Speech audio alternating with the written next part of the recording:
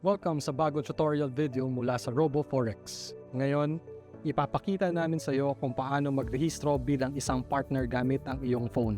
Step 1. Pagkatapos mag-login sa iyong members area, piliin ang partner section at hanapin ang partner account option sa kaliwang sidebar. Step 2. Sagutan ang provided form at huwag kalimutang i-tick ang I agree option. Click confirm on the same page.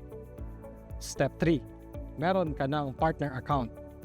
Makikita mo rito ang mga detalye ng iyong affiliate program type, pati na rin ang iyong unique affiliate code at ang referral link na maaari mo nang ibigay sa iyong mga bagong referrals. Makakatanggap ka rin ng password para sa account na ito na automatic na ma-generate. Tandaan, maaaring tumagal ang kaunting oras bago maproseso ang partner account opening request. Salamat sa pagpili sa RoboForex.